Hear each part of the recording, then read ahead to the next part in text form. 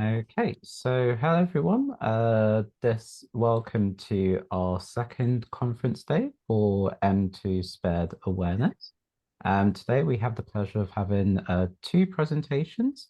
One which will be given by Omid, who is a third year medical student at King's College London, and also is our deputy lead for the project and mentoring program of the charity as well. So he'll be starting off first with giving his presentation on neurodivergent patients. And then afterwards, it will be followed with our charity assistant, Malik, who is currently studying a master's in criminology, who will give his talk on ADHD and deviance. I very much look forward to the two presentations we have today, as well as the discussions that we shall be having. So I shall now hand over the floor to our first speaker, Omid, and I shall repeat again, he is currently a third year medical student at King's College London and our deputy lead for projects and mentoring. So whenever you're ready, Omid, you may begin. Thank you, Mitchell. Thank you for this opportunity. Can I just check with you guys? Can you all see my screen? Yes. Amazing. So this presentation is going to be all about supported neurodivergent patients at different various of healthcare settings, at various healthcare settings.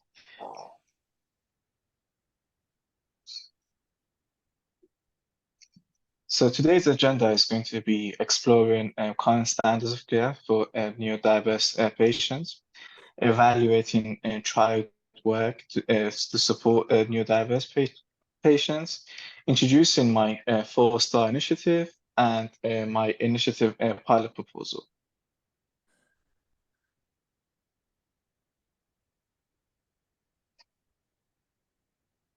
There are various ways to support neurodiverse patients, and we can do it through medical education and neurodiversity awareness campaigns, setting standards of care and communication, and working on communication from healthcare professionals and neurodivergent patients.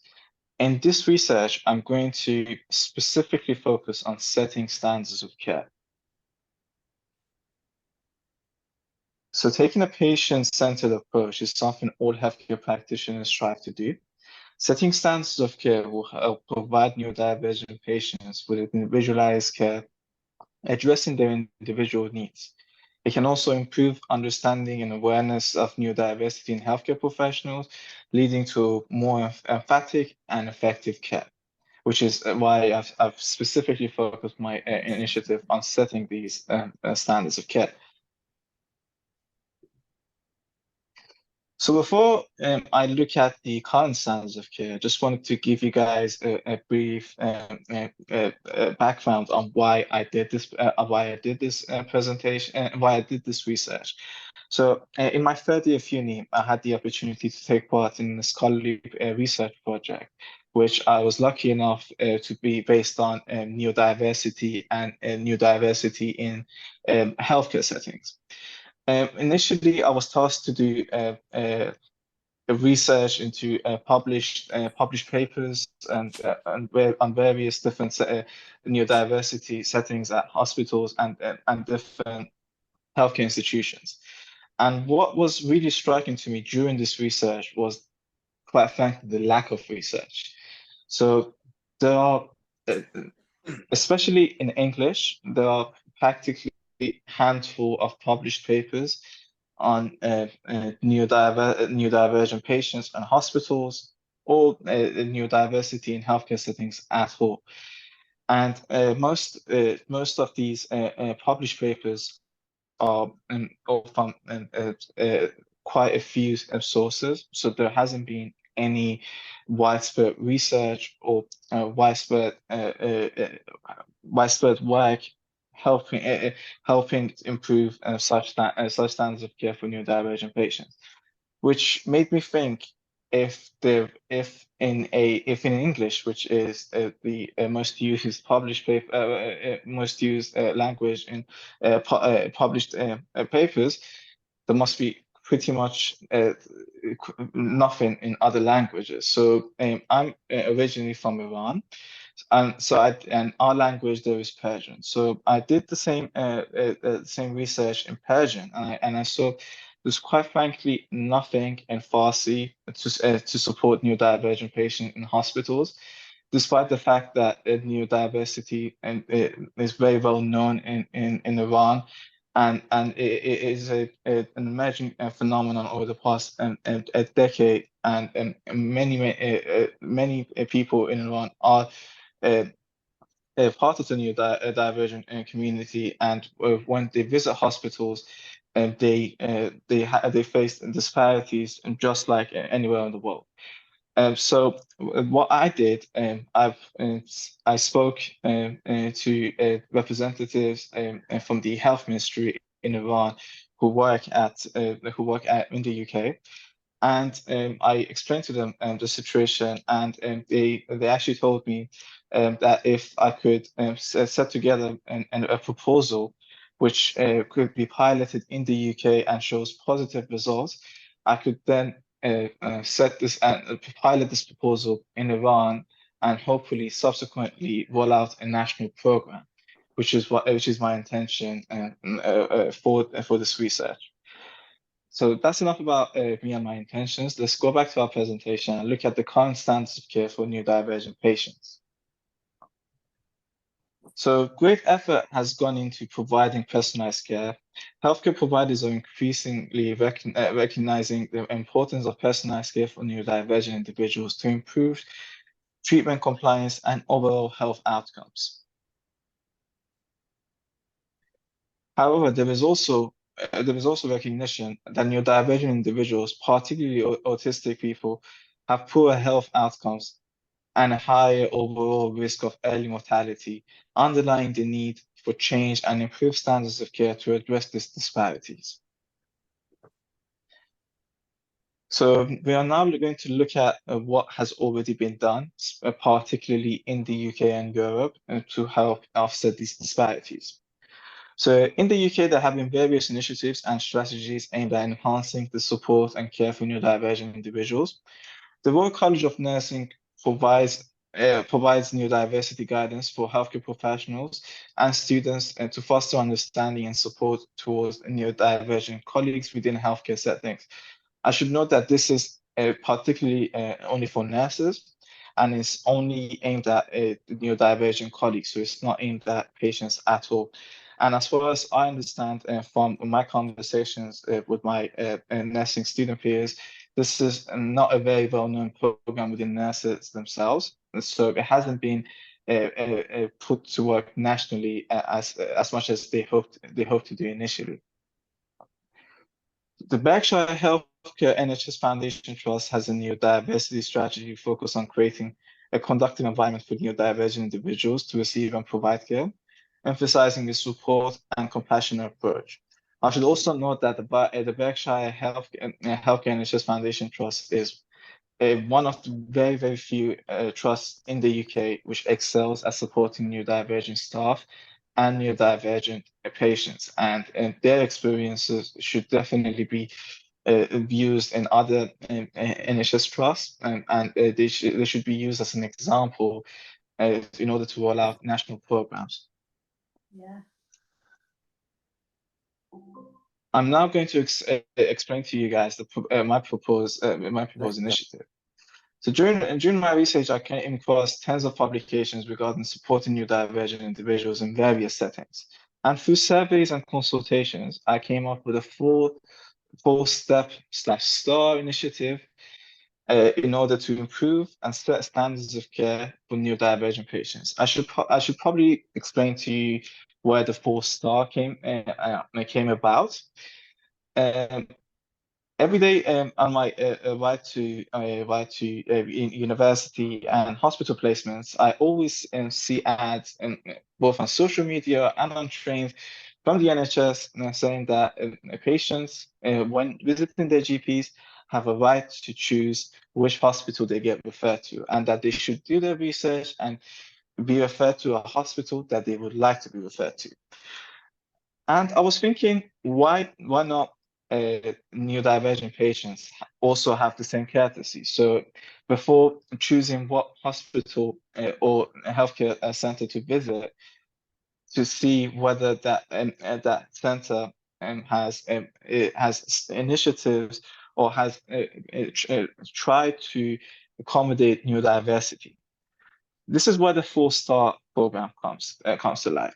So just like hotels, that we have 2, 3, 4, 5-star hotels, I use the same idea for NHS trusts. So this 4-star initiative contains 4 separate programs which can be rolled out individually and independent of one another. So one NHS trust can use just one of the 4 stars and be a 1-star neurodiversity NHS trust. Another hospital can do 3 and become a 3-star trust, and a different hospital can do all 4 and become a full 4-star trust, and so forth and so forth.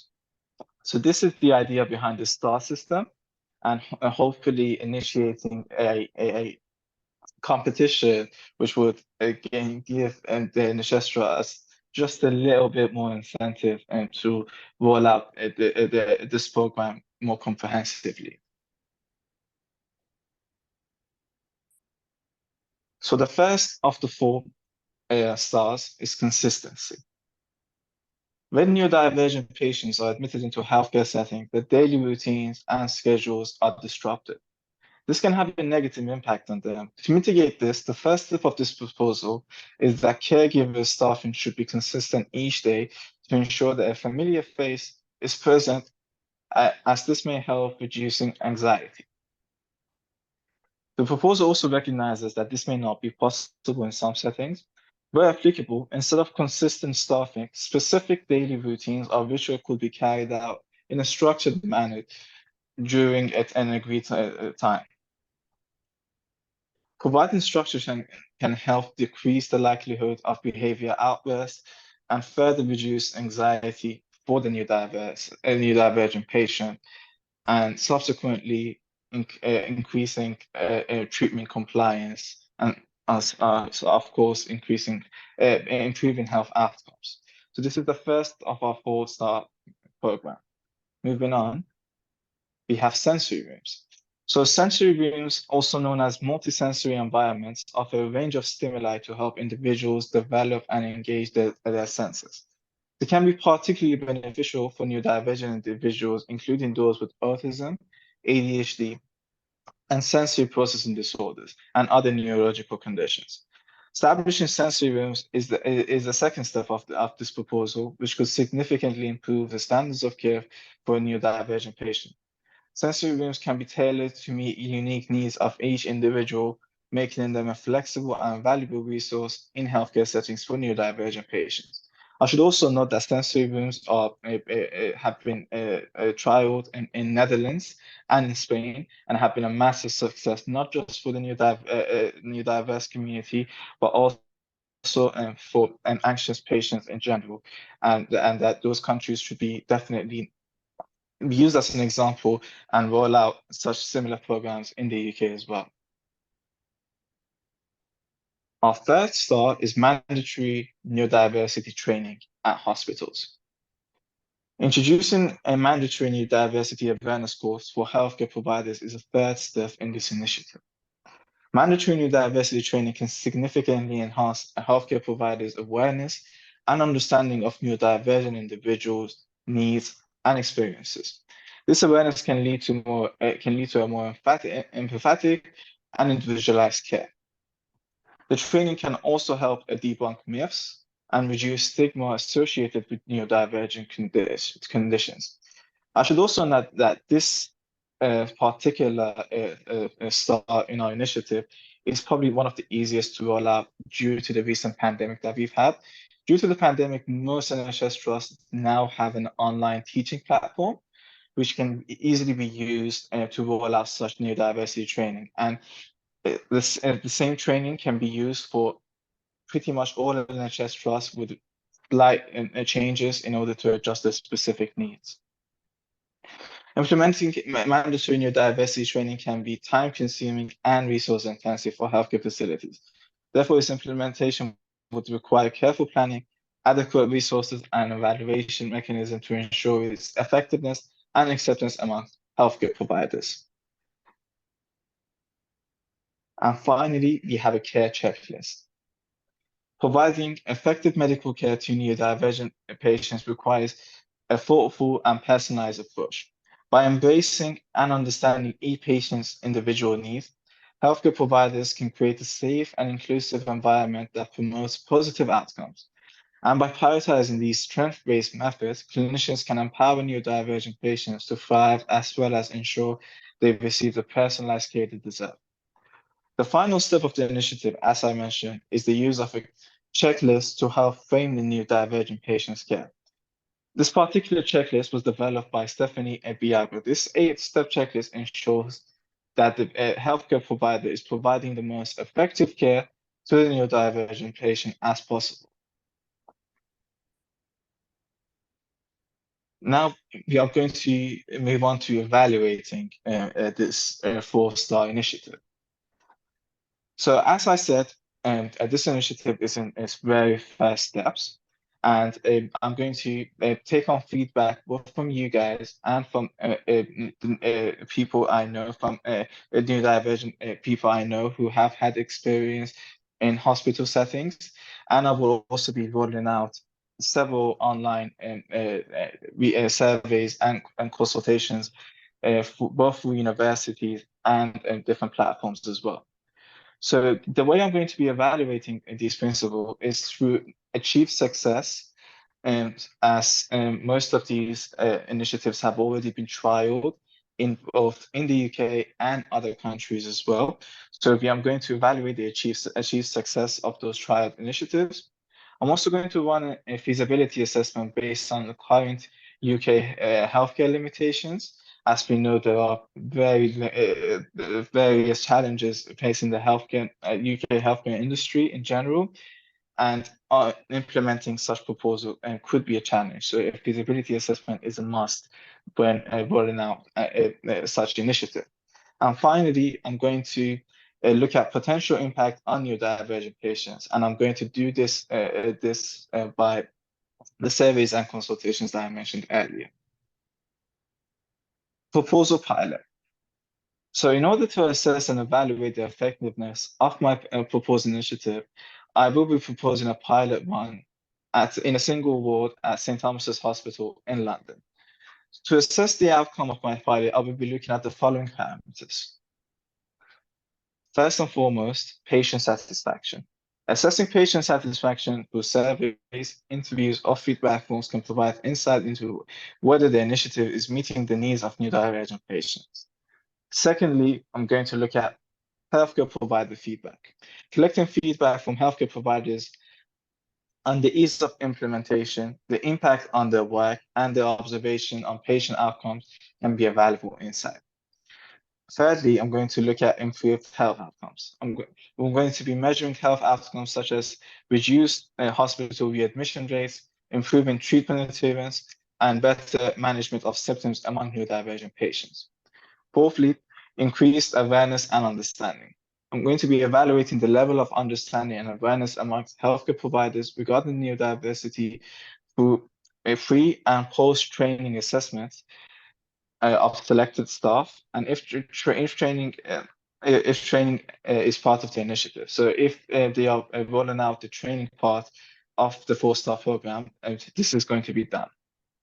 And finally, we are going to be looking at accessibility improvements, assessing the extent to which the initiative has improved accessibility for neurodivergent patients, for example, through environmental modification or the provision of additional resources. Now is question time. So as I said, this is a very first step of my initiative, and research. So any feedback or any comments would be highly appreciated from you guys, especially you guys have such immense experience in this field. So I would really appreciate your feedback, which I could implement into my work. Thank you for listening and thank you for your time. Great. So thank you very much for the presentation, Omid. And before I have my reflections and questions, I wonder if anyone on the floor today has any questions at all. Yes, Brian. Yeah, I have a question. Is this theory or is this actually going to happen? I was just a bit confused whether this is a theory that or whether this is about to happen or not. Well, the aim is to make it happen, and right now I'm perfecting the proposal, and after the proposal is perfected, I'm going to be proposing it at, as I said, at St. Thomas's Hospital, and hopefully after a pilot run and an evaluation, we can look at rolling out further to different NHS trusts. Right. Okay. Right. I think this is brilliant. Then I really do. I think this will. I particularly like the 4-star system where the NHS can progress based on the criteria that they meet. I think if this can happen, I think it'll make it'll have fantastic outcomes from the staff understanding neurodiversity down to the patient quality. As I recall, in one aspect of your slide, you said some of the training is just for staff based on colleagues, but surely if it's colleague training, whether they like it or not, it will filter down to the understanding of how to understand and appreciate patients that have neurodiversity. I think if this can happen, and hopefully it's a success at St. Thomas's, I feel like it can really expand. Thank you. Great. Thank you, Brian. Any more comments from the floor before I offer my reflections or questions? Hello, it's Kevin. Hi, Kevin, take it away. Just a quick one. You mentioned these sensory rooms. Is this something, do you know, if these schools will be taken up for ADHD children and things like that? I believe they've actually been trialed in kindergartens and in Netherlands, and I believe also in some states in America as well, and that's how it actually was started, and it was then taken to hospitals, and it's been done at hospitals, and I believe it's been done at a Berkshire NHS trust as well in the UK. But it's not a national program, and I'm hoping through this initiative, more NHS foundations could take it on and do it, and subsequently becomes a national program, not just in hospitals, but also in schools as well, as you mentioned. Oh, that's really good. I'm sort of helping out in a school at the moment, and there's a couple of children with ADHD, and they keep the head teacher keeps talking about a sensory room, but they haven't got one in place. Do you know what type of things they have in a sensory room? So in a sensory room, what it is, it's basically a controlled environment. And the good thing about this controlled environment is the ability to personalize it to the individual patient/student's needs. So some students, they are quite sensitive to certain senses. And once they go into this room, all the senses are adjusted depending on the individual needs, and it really helps with reducing anxiety, and it's just it's quite a relaxing environment. And what it does at hospitals, it really increases and improves health outcomes by improving treatment adherence, and also it just reduces potential outbursts as well. Oh, okay, that's brilliant. Thank you for that. My pleasure. Thank you. Great. Any more comments from the floor before I offer my comments and reflections? and reflection. So this research really did sort of align with things that I'm very interested in.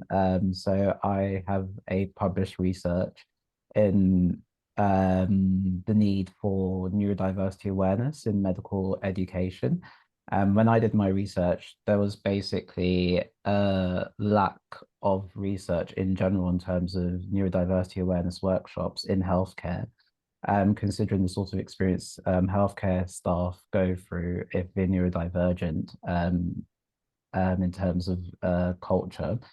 And also as well, I've done a few talks to some trust in the North Midlands in regards to barriers to healthcare in terms of autism, in terms of appreciating the environment in which they do consultations in.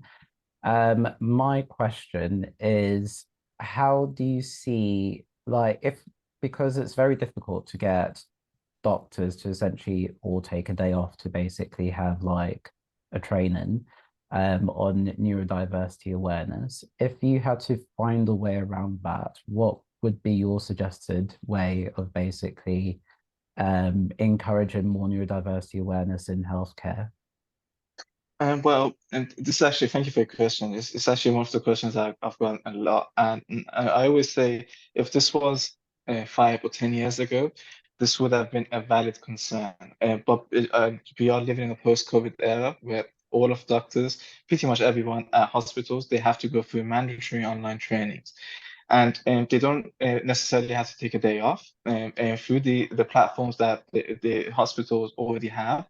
And they can do this training over several days, and they can just take, let's say, 30 minutes after they to just log on to this e-learning platform and just do part of the training. And what I'm thinking is the hospitals can just set a deadline date. So let's say the proposal was started initiating tomorrow. The staff would have 1 or 2 months to complete this training, and the training wouldn't be more than 3 hours anyways. So I don't believe it's going to be a major hassle to say for the doctors, and I don't think they'll need to take any days off, or they can just take some time from their day to do it, and they can do it over several days. That sounds great. I might take a think into that. So thank you very much indeed. Let's see if Malik's audio is working.